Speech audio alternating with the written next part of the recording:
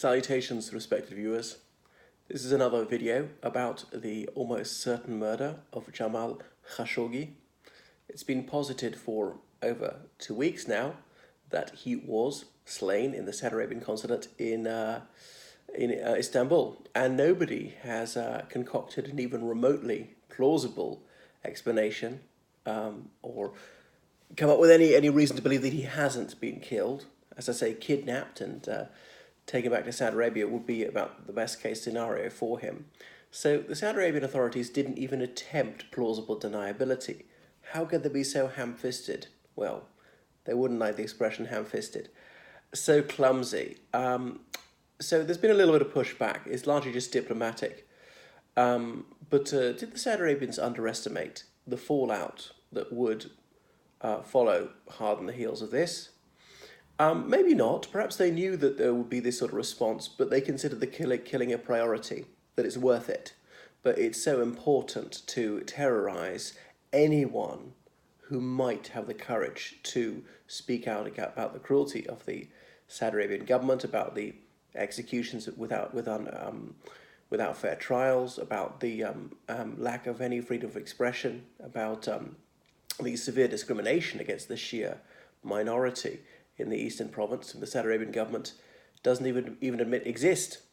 They claim the country's 100% Sunni. That's not true. It's at least 10% Shia, all concentrated in the eastern province, and on.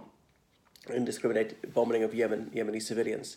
Now, it's true that in war, civilians are always killed, and other countries have been guilty of this, and the United States killed something like 100 Iraqi civilians in a single bombing attack last year. That's true. But I think the Saudi Arabian military has been particularly clumsy about this, would be the most charitable explanation.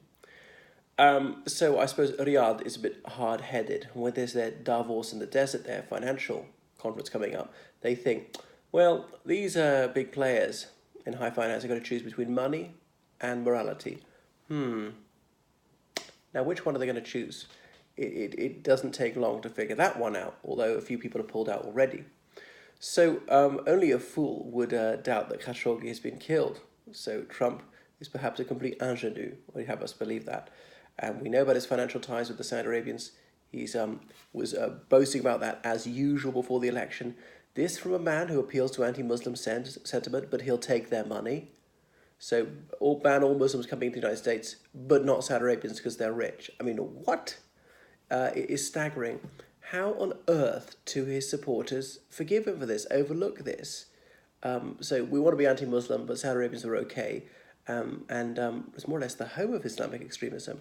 I'm not against all Saudi Arabians, and the Muslims are not Islamic extremists. And I've met some of them who'd like to see reform. People who'd be a bit like Jamal Khashoggi, and look what happened to them.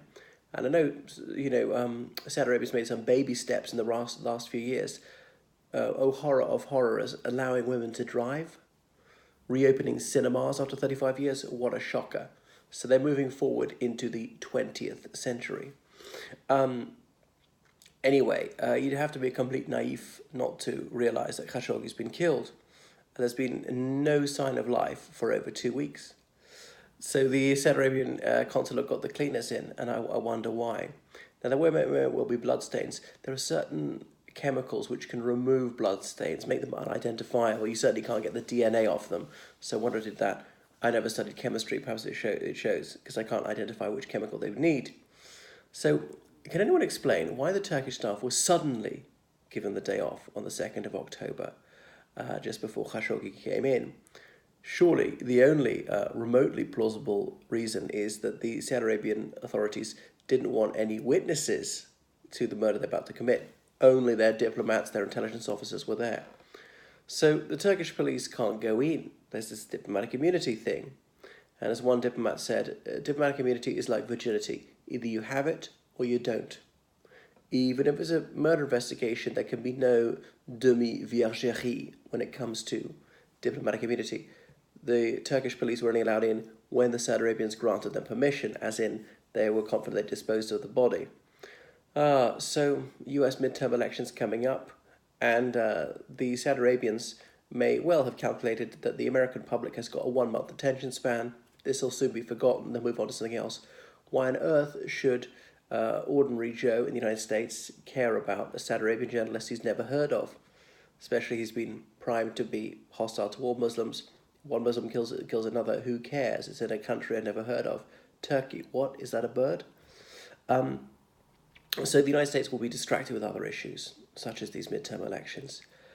Cast your minds back to March, that Florida high school shooting. Who now talks about that? And I suppose this is what Riyadh is banking on, that the public discourse will move on. People will forget about it. And that's that. And I suppose, in a sense, they're right. Dozens of people get killed in Yemen every day, and nary a word about it. Khashoggi is quite a high-profile guy.